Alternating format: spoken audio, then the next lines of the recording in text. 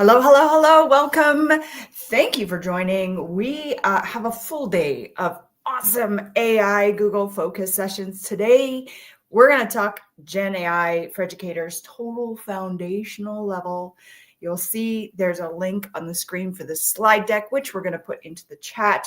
We're going to show that again in just a second. We'll give you a QR code, but let's get to some introductions, shall we? So I'm Michelle Armstrong. I am the Director of Events here at Logix Academy. I get to kind of do this sort of thing with educators and students all the time. So it's awesome. And we couldn't do the work we do without amazing consultants just like Katie here. Katie, hello. Hi, everyone. My name's Katie Eklund, and I am an educator, classroom teacher, and also so thrilled to be able to be here with you guys as well. I am actually down in Big Fork, Montana in the United States. But like Michelle, I'm so privileged to be able to work with educators from all over. And I'm excited to dive in and talk about AI today and to learn alongside of all of you. So let's have some fun. Sweetness. And I don't think I mentioned I'm based in Calgary. So really, we're pretty close. You in Yeah, Montana, me up really. in Calgary. We probably have the same amount of snow. All Probably. right. Well, let's get rolling. So as we mentioned today, this is Gen AI for educators. You're going to see that there is a link on the screen or QR code if you wanted to snap a pic of that right now. Inside this deck, there are a number of prompt ideas that we're going to want you to be copying and pasting. This is a hands-on workshop. So definitely jump into that deck. Katie's posted the link into the chat. And of course, we want to hear from you. If you are joining us live, let us know in the chat, where are you joining us from? If you don't see the chat box or no ability to chat, just jump up to your Google profile, make sure you're logged in, and then you might just have to say create YouTube channel.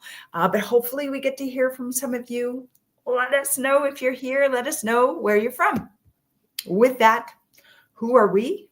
If you have not heard of us, we are Logix Academy. We are Canada's largest distributor of all things robotics and STEM training, and we are partners too. These are some of our big partners. We have plenty of others, but this, of course, is thanks to our partnership with Google. We're going to talk a little bit more about that partnership with Google, but also important. And if you're here watching the recording, thanks so much for joining us. You already know this, that the links on your schedule take you to all of the recordings. And I got to point out one recording in particular. Right now, if you are watching us live, also going on is our AI fundamentals talking about student applications. That's a pretty cool session. And we are able to offer a giveaway for a Chromebook. So if you watch that session, do what they say to enter into the draw, you have a chance to win a Chromebook. Katie, you can't enter. I'm sorry. Oh, sad. But you know what? I'm so excited that someone else out there can. And go watch that. Cami is amazing. And I know I'm going to go watch the recording, even though I can't go enter for the drawing. I'm still going to go watch it because she's awesome. And I can't wait to see her session in action. And it's so tough to navigate student use of AI. Like, that's the scary part. And so for sure, I'm going to be watching that session as well. And something else we also offer the first 2 weeks of December, that's starting next week. We run student workshops virtually, just like this, where we beam into your classrooms and we teach the lesson for you. Cami's going to have one where she's going to go into those experiences for students, but check out some of the other sessions. Near and dear to my heart are all of the Your Voices Power sessions where we get to code and do music. We got a crazy watch party happening. We have French and English sessions, and we have a whole host of Microsoft sessions and First and Canva and Minecraft. Katie's got the link in the chat for you. Check out the student lessons coming up next week and the week after. Also, all recorded. So What's there not to love? So hopefully you will join us and we'll be able to see you there. This work that we're doing today, as well as our Google programming during CS Ed Week, is all thanks to this lady, Sandy Curry. Her goal is to help spread the love of Gen AI foundations. And it's not necessarily Google specific. What I love about Sandy's work is this is just about getting comfy with AI. If you're using Copilot, if you're using Gemini, that's okay. Let's just all get to the same page. And to let Sandy and Google know that, yes, we are spreading the love for all things Gen AI. There is a certificate. So Katie's put that in the chat.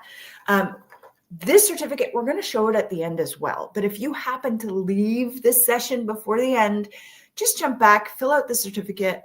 So Google just knows, yeah, this is work worth continuing to fund. All right. Few things to note. No matter what we do in this session or any of the other sessions today, just make sure you know what's approved by your board. Hopefully there's guidelines or policies, but be aware of those for sure. Privacy and security are paramount. We're going to talk about some strategies around that for sure, so don't worry about that.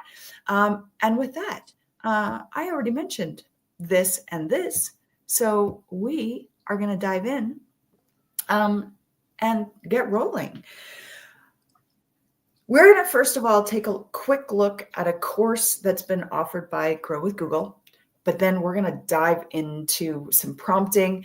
We probably actually won't get to those last three things. We're going to sneak peek at them because there's also sessions today with all of those things. But okay, Katie, we're going to start with our comfort level with AI. Now, I'm not sure if we have many people joining us live, but if you are joining us live, let us know in the chat, how comfortable are you with Gen AI? And now I know this is probably kind of hard to read. So let's just, Katie, can you put that full screen for everyone?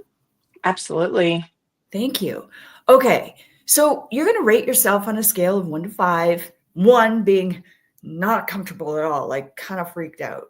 2, okay, maybe you're comfortable, but kind of from a personal level. 3, okay, you're dabbling more. You're adding this into your practice at school.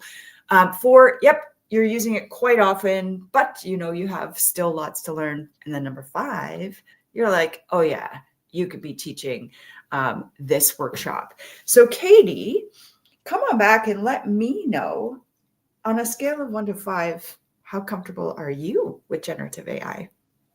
I think I'm kind of in that 4 range. I feel like I use it all the time and it really does save me time and help me do more things than I ever have. And I love that I can take things that I've done already and use AI to improve them.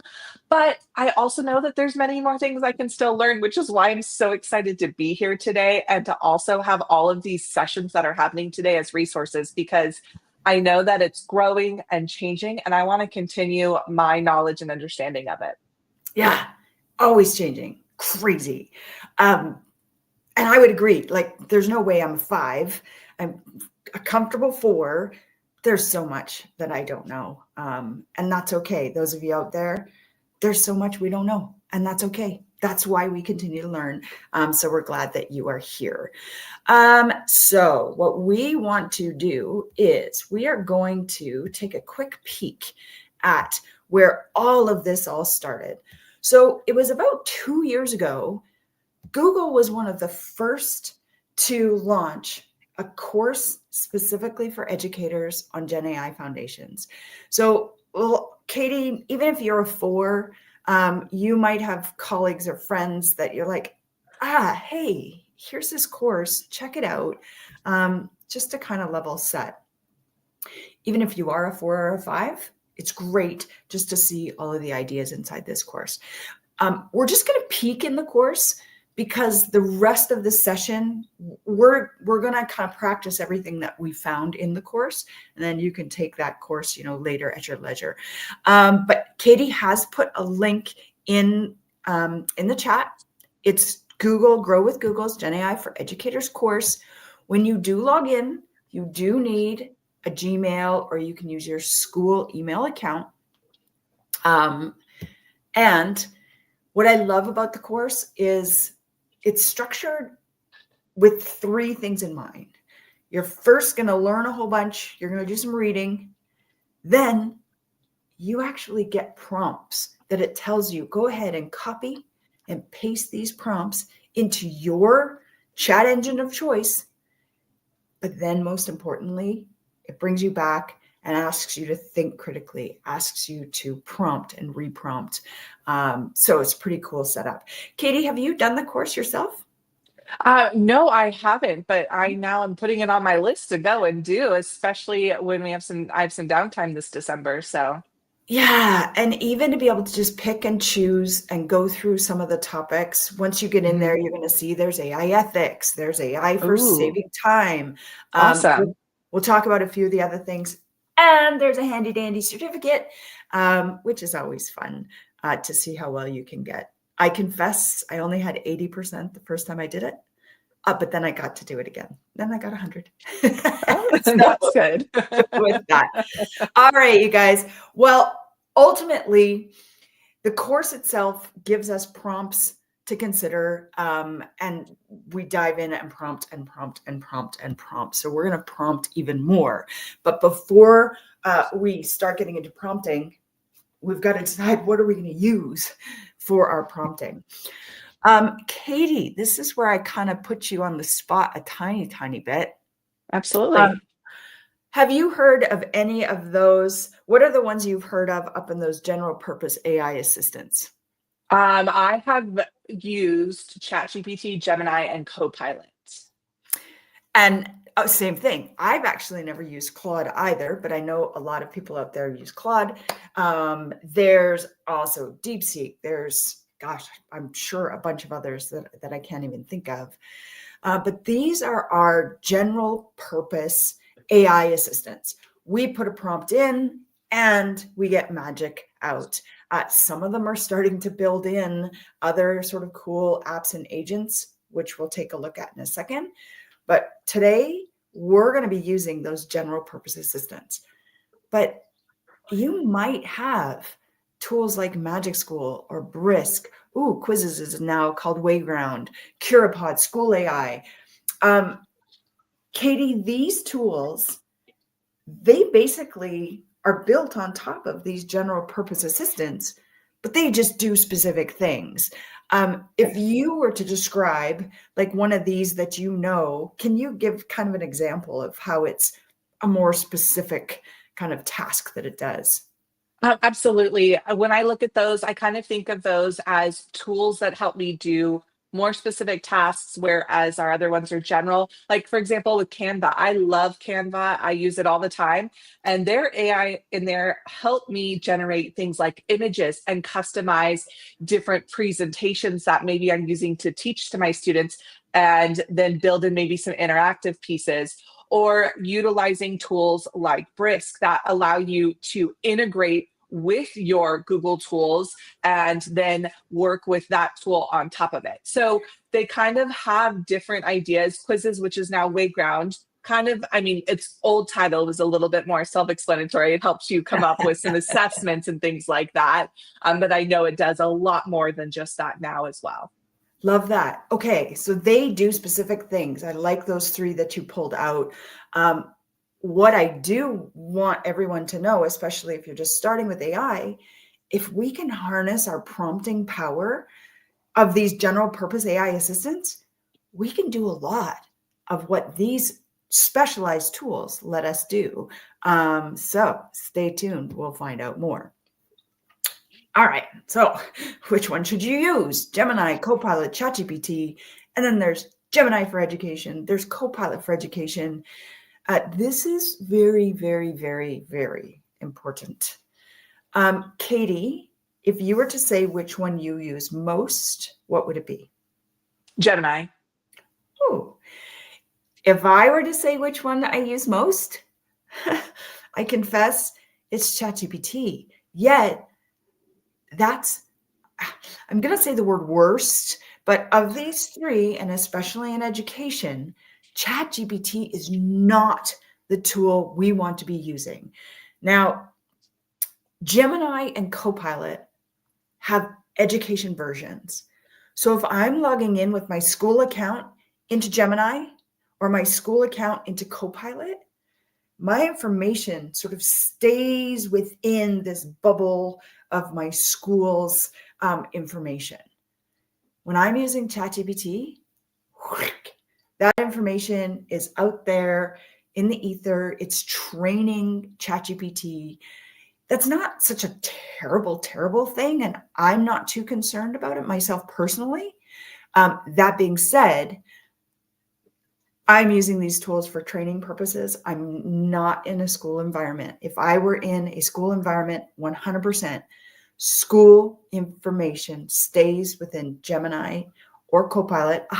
When I do my logics work, I stay within Copilot, anything logics related. But quite often I find myself testing it in all of these just for training purposes. That makes sense, Katie? Yeah, absolutely. And that's why I kind of trained myself personally to work inside of Gemini for that reason. Because in the early days, I will completely agree, I was using ChatGPT mostly, but I really have tried to, in the last few months, really train myself to go over to a tool like Gemini because of that security and those safety reasons. And I want to just make sure that data is safe where it's supposed to be. So that's why I've Yeah. kind of just trained myself to go over there. And they're all great though. They really are. Yeah, absolutely. Sweetness. Okay, well, let's see. What else do we have here for us before we dive into some prompting? Okay, prompting. The more specific your prompts, the better the output. Garbage in, garbage out. But if we can hone our craft, we're going to get better results. The course that we talked about earlier gives us the strategy, this parts strategy. It's an acronym where we want to for sure ensure that we talk about the persona. Who am I? What's our aim? Letter A. What do you want to do? Who are the recipients? Who are you doing this for? What's the theme? So your style, your tone. And then, of course, the S is your structure. What do you want it to look like? A spreadsheet, a bulleted list, etc. So if we can always remember parts in our prompting, we're going to start to see better results than when we're just throwing a couple of details in. So back to this list. This list that I generated was generated through AI, and I used parts specifically to outline, hey, here's how parts works. So P, persona, I'm an educational technologist. A, aim, I'm looking for a list of questions that will help, teachers, there's my recipient, it can go together, assess their comfort level with AI on a scale of 1 to 5. Can you provide structure, a bulleted list, so it doesn't have to go in order, and I want those to be I statements, so that's my theme. So keeping all of this in mind, this is what we are going to use when we're doing all of our prompting for the rest of this session. We got to get into some prompting, but before we do, I promise we're getting in there. This is this learn stage, and then we're going to try. Most importantly, regardless of when we're prompting, we have to think critically. There's bias out there. There's hallucinations. AI is super confident and sometimes super wrong. But then there's this idea of human in the loop. Katie, I think we do a great job of this, especially at Logix. When we're working with AI, we make sure we have a number of threads where we're talking back and forth about our output.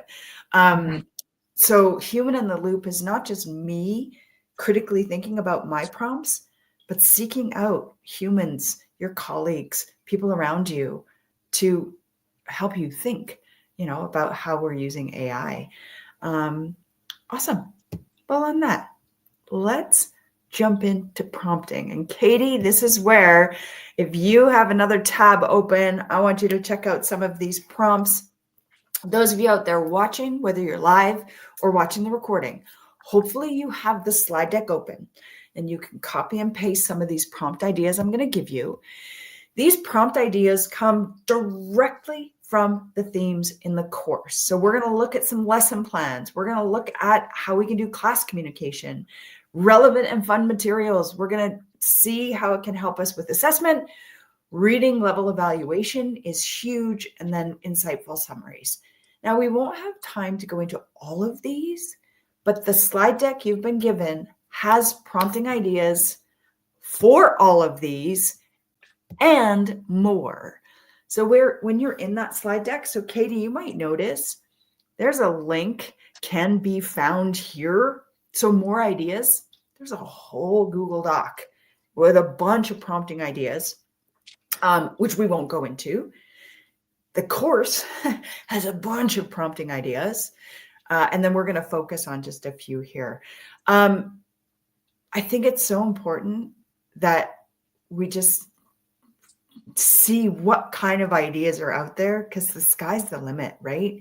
So the more we explore, the more we're going to learn. With that, shall we start prompting, Katie? Yes, let's get into it. Well, if you wouldn't mind, can you jump back to my slide deck, which I'll get us to the right page. So jump on back to my slide deck.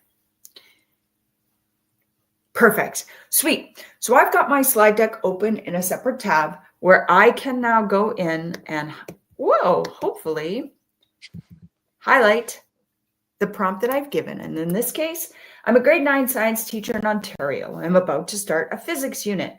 Can you pull the specific expectations for the unit and create 10 questions, a fun trivia quiz to get my kids excited about the next unit? You can modify this based on your location, on the grade you teach. Katie, you can pull Montana specific expectations or curriculum. But I'm going to copy this, and then I'm going to come over to Gemini. So I'm going to use Gemini today. If you want to use Copilot, go for it. Gemini is just gemini.google.com. I'm signed into my Gemini account with my work email. One thing I do want to point out, I do have a pro version of Gemini, but everything I'm going to show you today is available in the free version. If there is any paid features, I always make sure to mention, but this free version works pretty much the same. Mine might be a tiny bit faster, but I'm going to paste that in. Speaking of fast, inside Gemini, we now have this option. We can just give me the fast answer, or we can think with Gemini 3 Pro. I'm just going to leave it at fast answer because I'm kind of curious to see how well Gemini does thinking quickly. Even thinking more detailed, Gemini still gets things wrong. Katie, oh, great, of course. My Gemini pulled me into my Canvas. So what just happened here, inside Gemini, Gemini wants to give you like interactive tools. It's like, hey, here, I'm going to give you an interactive quiz rather than just the response. Katie, did yours do that for you, or did yours just give the regular text-based response?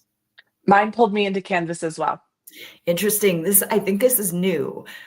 Usually you have to tell it to go into Canvas, but I'm going to just X out of Canvas because all I want to look at is just my response.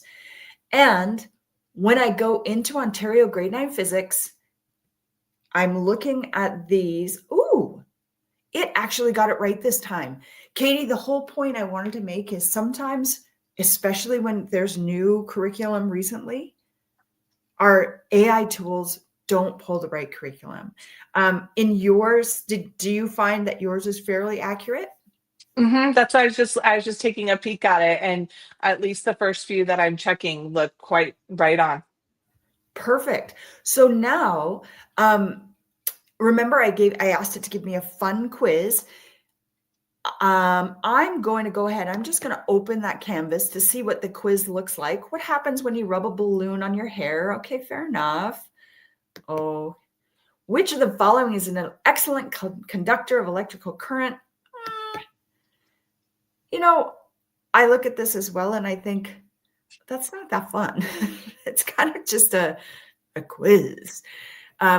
And I was kind of hoping that would happen. So usually when we say, hey, create something fun, maybe our AI engines don't really understand what fun means. So we have to do a better job of explaining that. So those were the couple of things I wanted to share about that prompt. Katie, anything else that you noticed or thoughts on that prompt in particular?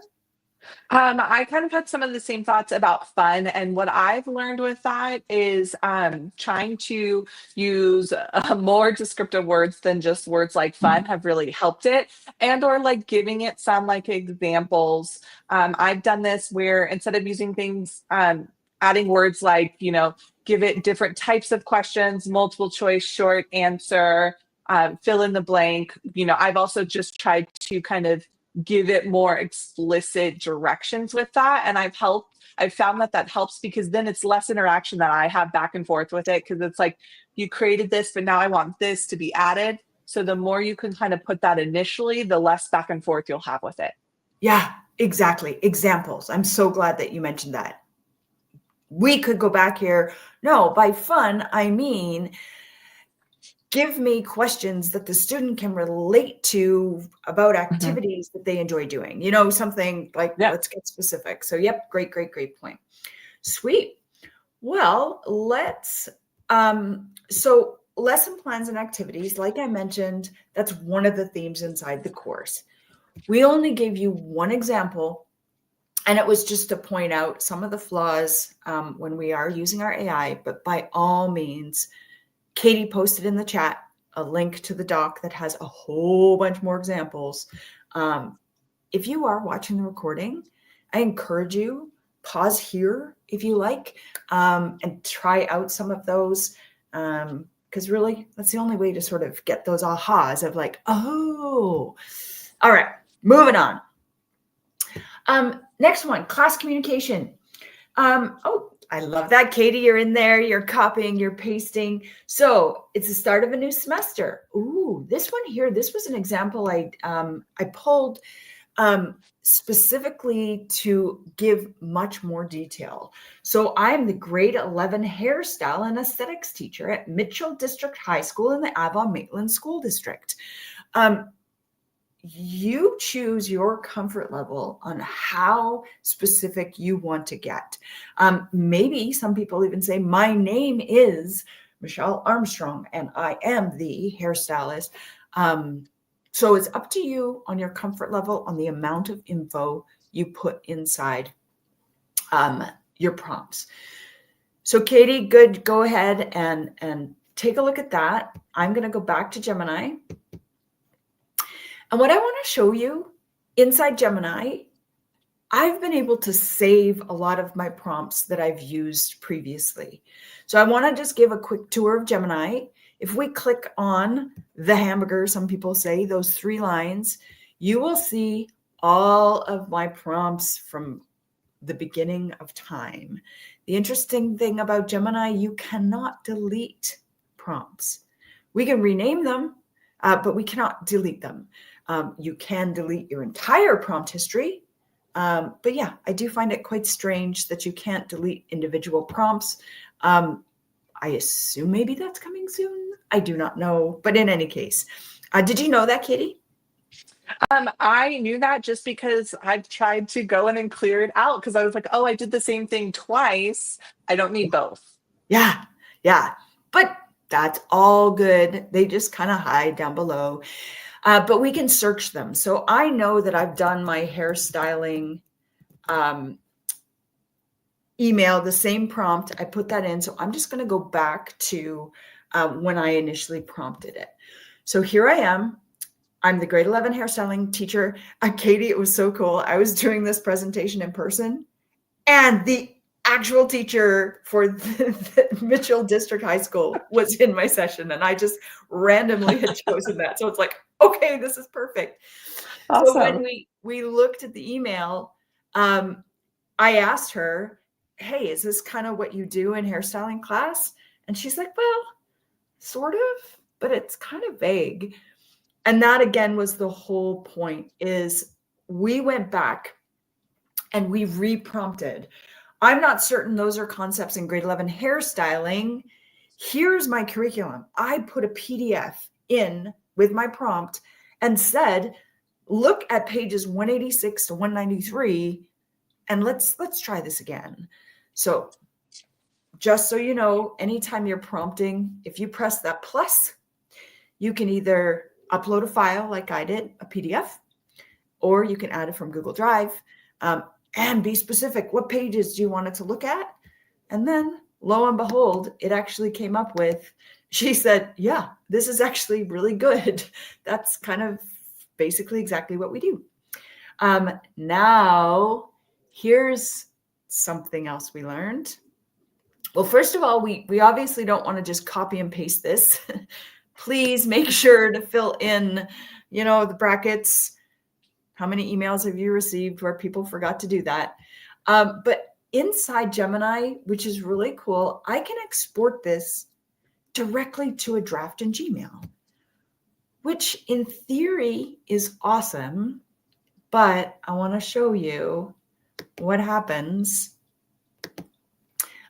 when we use a source where we want to get granular. When we go into our Gmail, come on, Gmail. Oh, first of all, my title is I'm not certain those are concepts in grade 11 hairstyling. That's fine. So it actually pastes everything. But let's even say we go down to my email, all of those citations, all of those links that it wants to tell me, hey, I got this from your PDF. Those are also going to show up in when you copy and paste it. So something to keep in mind. Just like that human in the loop, though, I'm not going to just prompt, paste, send. I got to spend some time myself diving into this, making sure it sounds like me. And yeah, doesn't have any weird little extra things that I don't want it to have. Any thoughts on that, Katie? My biggest thing about when I utilize this for communication is, for me, it's my jumping off point, because sometimes I'm like, I need to write this and I'm just like blanking, like writer's block. I don't know, maybe I've had a long day. And I love to utilize this to get me going, because then I'm like, oh, it sparks all these ideas. So I can put this into a draft, or even just maybe sometimes I'll throw it into a Google Doc. And then I can then just take this as like my outline and then customize from there. And then I have a beautiful piece of work, maybe including things I would have never thought of. But it really just helps get my attention focused on the topic, but also get my energy flowing with it. Because sometimes when I sit down to write something like that, it's not always my favorite thing to do. So I'm like, what do I need to say? And this is where it helps me get started. Yeah. And, I know that AI saves us time. There's a lot of tasks where AI definitely saves us time. But I would say, especially when we're writing, like composing paragraphs or essays or session descriptions, it probably takes the same amount of time, but it just kind of sounds better, right? Exactly. I completely agree with that. Nice. Okay. So again, lots of class communication ideas. This is where we get into my favorite part. So relevant and fun materials. Again, the course gives you a bunch of ideas. I also give a few ideas as well. The first one, generate a 6-panel comic strip for a bus driver to show students how to behave on the bus. So this was an idea that came from one of our facilitators. And I thought, oh, that's such a cool idea. And then I tried it and wow, it's like, oh, that's so cool. Look at that. It's a great comic strip. I love it. This is amazing. And then you look closer and it's like, oh, it's gibberish. It doesn't make sense. And wait, what do you notice about the boy? How many backpacks is he wearing? Right? I didn't notice that. So we need to look carefully at these things that, at first glance look awesome. I still love the idea of a comic strip. And, even now, Gemini's getting better at not making as many mistakes, but just be careful. I did try to get it to regenerate again. In the end, I said, okay, fine. Just generate it with blank speech bubbles, which is kind of a cool activity. Then get the students to fill in the speech bubbles.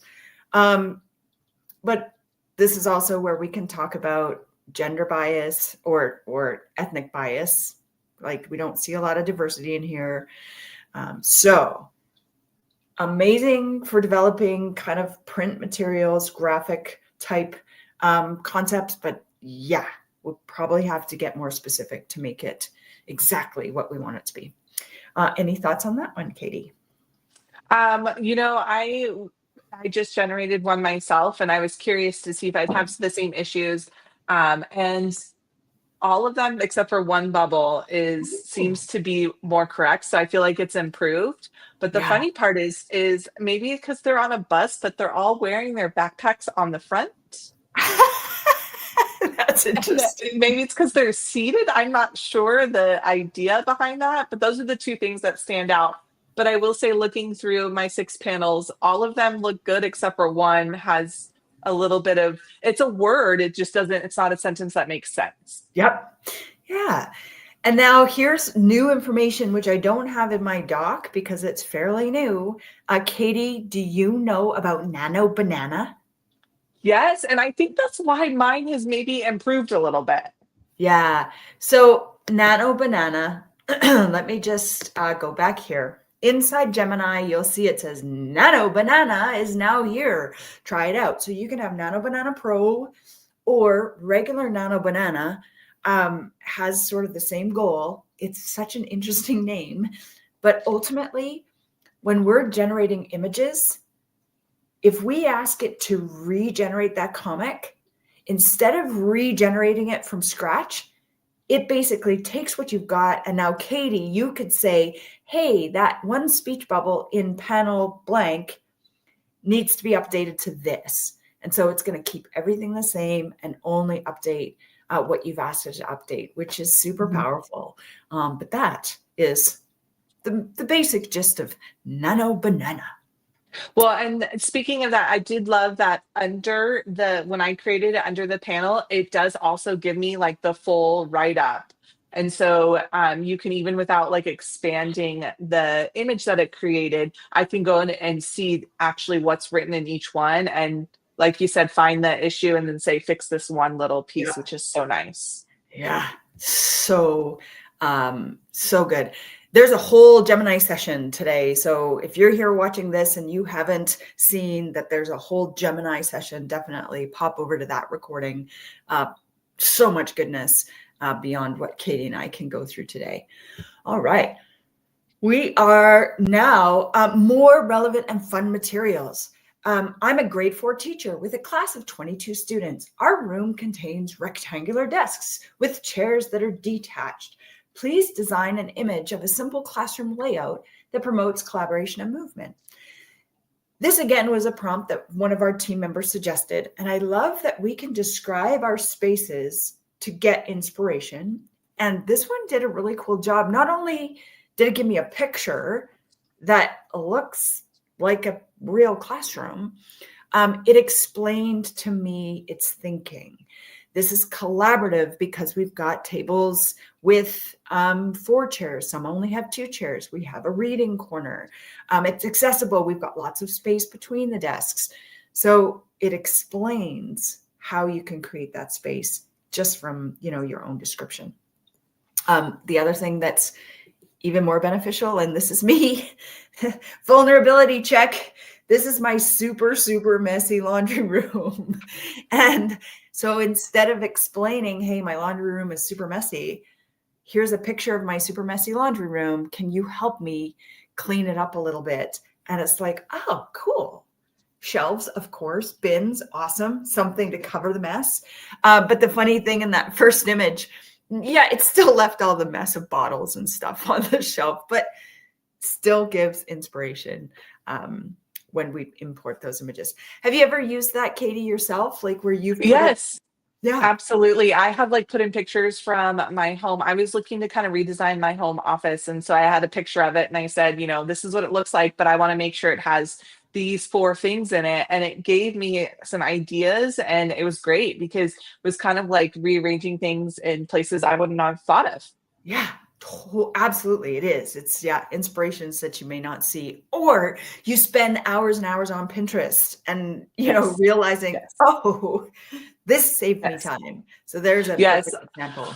Yeah. Well, and then I've also seen my mom was having some questions about what to plant in her garden with the specific area we live in. And we used AI. We put in a picture and we told it exactly where we're located. And not only did it tell us where to plant the plants, but what type of plants to plant based Wow. on our location. Wow. Yeah. Brilliant. Yeah. Hmm. So cool. All right, next. And then, of course, this is relevant and fun. Creating profile pictures. If you saw at the beginning, Katie also did this for her profile picture. But this is create a Sesame style, realistic looking puppet with the attached design, which is a picture of me. Again, you may not feel comfortable putting in images of yourself.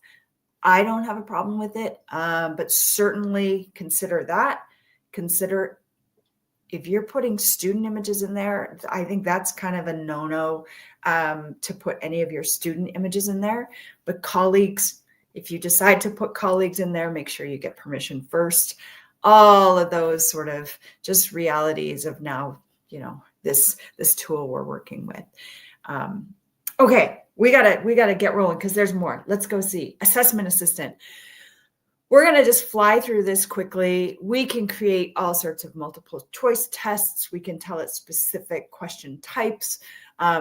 We can create rubrics, I think is this next one. So many different things for helping us with assessment.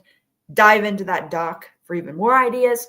But in the interest of time, I want to jump into the last two, because these last two truly are the power, us as educators, now this tool we have available to us. So reading level evaluation. Using the attached class profile, can you suggest an appropriate fiction book for each of my grade 12 English students? Note, if the student has a reading challenge, suggest a book at a lower reading level. Similarly, if they appear to have a higher reading level, indications suggest a book at a higher reading level. But let's look at this class profile. So this is a Google Doc. I think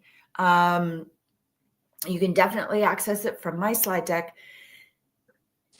So this is a group of fictitious students, but even if I am using my actual students, you do not put the student name or any identifying information for those students when you're uploading it to AI.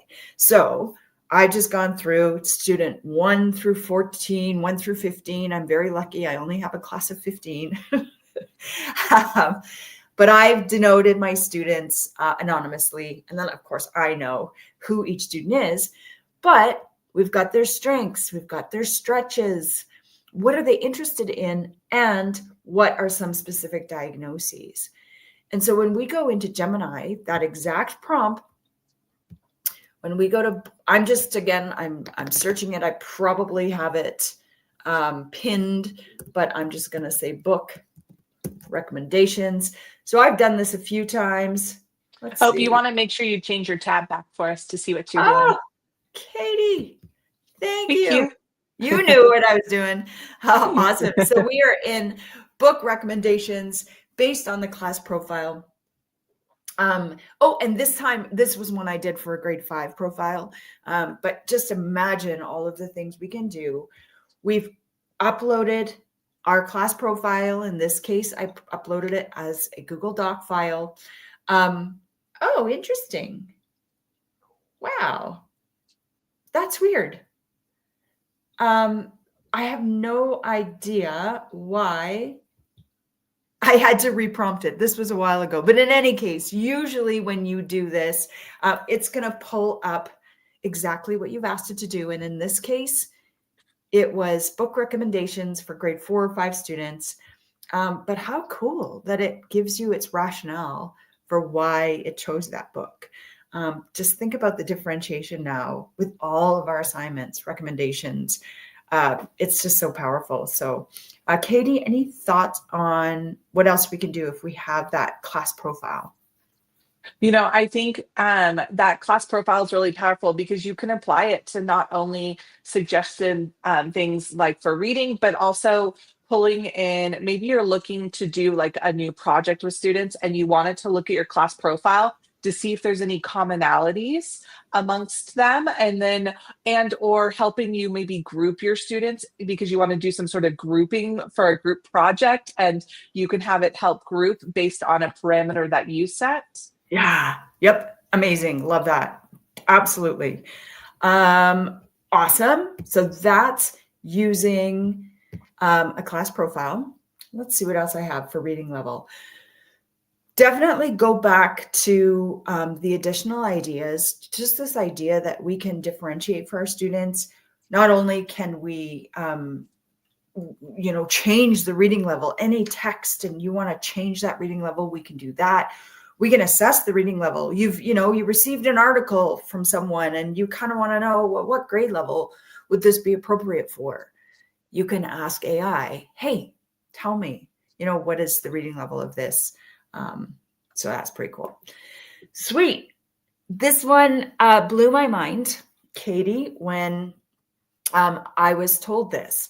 So insightful summaries, excuse me. Insightful summaries, I say using the attached calendar, provide a summary of the special days based on the legend found at the bottom. Well, this again was from my workshop with Avon Maitland. So this is Avon Maitland's actual school calendar that I put into Gemini, and I said, hey, just give me a list of the special days. And more importantly, create a CSV file with the calendar entries. So then I can then take that CSV file and put all of these dates like this into my Google Calendar. So That's so amazing. I know, it was like, what? So we're going to go to the calendar just so I can show you what it was that the prompt looked like. And there's Avon Maitland. Perfect. So there was my prompt. I attached that calendar. Ooh, that's okay. I've attached the calendar. And it gave me the list of dates. Again, look carefully because sometimes it gets it wrong. But it looks pretty good to me. Can you provide a CSV file? And this file, this looks a little bit like scary, but all you need to do, this information, you put it into a Google Doc, you download that as a text file and just change TXT, just change it to CSV, and then jump over to your Google Calendar. Oh, I should have had this open. Let's just see if it's going to go into my proper calendar. Oh, there's my display. All right, let's just see, because I do want to show you what this looked like. So here is my Google Calendar. Whoops, there's all of my events that I have in my calendar. But let's get rid of that and that. But here's our Avon Maitland, where I imported that CSV file. Oh, nothing happening this week at Avon Maitland. But let's go into our month view. Oh, 21st is a PA day. Oh, winter break. Winter break starts, winter break ends. All of that within 5 minutes, I was able to put that all into my calendar. So pretty cool stuff. Any thoughts on that, Katie? Just that to me is a huge time saver right there. Yeah, absolutely. What else do I have? Oh, yes. We're going to go back here. Probably one of the biggest uses of AI for me is whenever we have like a big PDF document, to be able to search that PDF document for the information I need. In this case, I'm a parent of a deaf child entering kindergarten. According to the attached special education plan, which options are available for my child within, again, Avon Maitland. But this is a giant PDF that I could read like the whole thing, but I just want to know, what are my options? Oh, and then you've got to go in and make sure it's accurate. Other examples, Katie, I have all of my condo association PDFs. Like, am I allowed to get another cat? Oh, turns out I am. No, girls, we're not getting another cat. But right. What are some other examples of like giant PDFs that you've been able to then use AI to just help you assess? Well, so I actually got this idea from a friend, and my friend just got a new puppy, and where they got the puppy from gave them a whole bunch of digital information from PDFs to videos to all this information about the type of dog they got. And they're like, it's so much, we'll never be able to go through it. Well, I was like, let's put it in AI together, and then we had it and pull out some information. They were like, we need to know like what kind of food. So I had it search through all of this and then give food recommendations and Yeah. things like that. So it was really great to be able to utilize it for just a whole bunch of resources that was thrown at my friend and help her sift through them. Yep. Yep. And if those of you watching have not heard about Notebook LM, if you're working with multiple sources, multiple PDFs, like mind blowing, be sure to go check out Notebook LM. We had Level 2 1 and sessions level on 2. it. I know. So I've got to do the advanced one. I know basics of LM, but I know there's so much more there that I don't know. Let's just dive through the rest of this. All right. So wrapping up, check out the course for sure. Here's that certificate we showed at the beginning. Please just take a quick moment, fill this out. Let us know one thing you learned. It'll take literally 30 seconds. But this helps Google say, hey, we should keep doing this. So definitely check that out. We are only going to very quickly highlight some cool things inside Gemini, Notebook LM, and VIDs, knowing go watch the Gemini session, go watch the Notebook LM sessions, and watch the VID sessions. But in the Gemini session, you're going to learn about gems, which are sort of pre-built apps now that can help us create super cool things, kind of similar to those magic schools, those Canvas. They exist inside Gemini now. And one of the coolest ones, Katie, have you seen the Storybook Gem? Yes, I have. And I have uploaded pictures of my classroom and made a book about my classroom with pictures that were in the illustrations. Ooh, amazing. So yes, Storybook. You can create interactive storybooks. Again, go over to the Gemini session to learn more, but we can read these books. You can even listen to these books. It's incredible. It Check it is. out. Notebook LM, we already sort of teased it. We can have multiple sources, but we can create podcasts with that. We can even do video reports now. We can do quizzes, flowcharts, all sorts of awesomeness. Check out the Notebook LM session. And now VIDs. I love that we have a whole session on VIDs. Google Vids is now, it's a free video editor right inside your Google Drive. Like, go right now, go to your Google Drive, select new, and you're going to see you can create new vid right there in your Google Drive.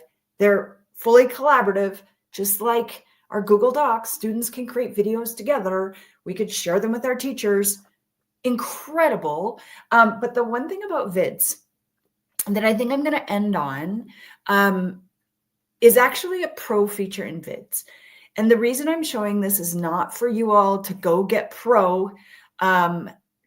It's to show us how critical we need to think about videos that we watch in this day and age of AI. And Katie, I'm going to switch over to my other computer because I noticed I lost my audio on this one.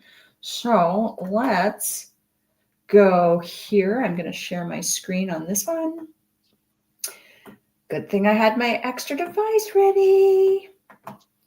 All right. So if you could share that screen, Katie.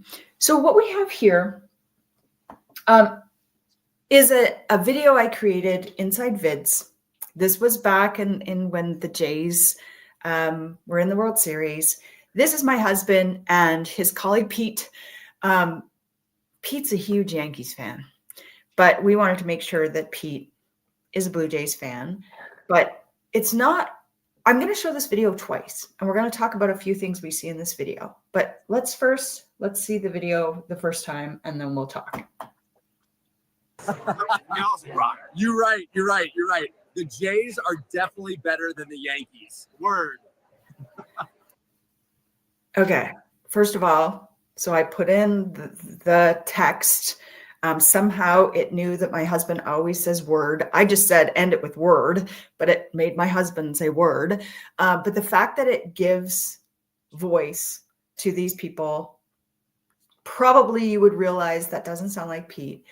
But I think the one thing I want to point out more in particular, look at the background of the image I uploaded. So Katie, you see sort of the image I uploaded. Let's watch this video again and look at the background that AI created. You're right. You're right. You're right. The Jays are definitely better than the Yankees. Word. It looks like a conference floor. Yeah. There are people moving that look like real people. Even that girl sitting in the front. Who is that girl? Yeah. She looks, she's very interested. Yeah. So I know it feels kind of scary, but it's just a reminder. So much out there. We need to be very critical about what we're watching, what we're looking at. And if we are using AI, make sure you tell people you're using AI. If your students are using AI, help them understand it's important. Hey, yeah, I used AI. Any comments on that, Katie? I think you said it perfectly. If you're using AI, you need to share that you're using it with AI, and you need to be very transparent about that and emphasize the importance of that to students, because so often we all go online and we see things, and now the question is it AI or is it real? And if you're teaching them to identify right up front that this is AI, then they're never going to have that problem where people are wondering, is that real or AI? Because they're just being upfront. They're like, hey, I made this awesome video, but it was done with AI. Yeah. Yep. Exactly. It's the world we're in. It's an exciting world. It's a new world. And here we go. Right. All right. Well, with that, thank you, everybody. If you've made it this far watching the recording, or if you are still with us live, we thank you for being here. Don't forget to check out all of our Hour of AI awesomeness. Don't forget to get your certificate. Please, oh, please, oh, please. And your feedback overall is important. And I know feedback forms are hard to fill out. They take a little bit more than 30 seconds. This one might take you maybe a minute. I'm the worst. I never fill out feedback forms unless someone begs me.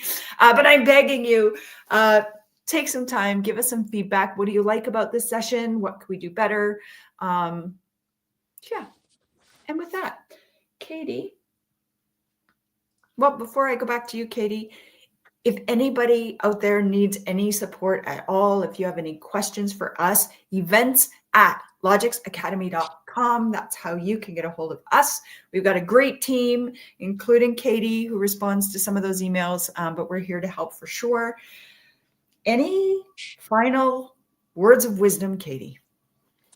This has been such a great session to get us started for this day. And my best advice would be to continue on this journey and go check out other resources from today.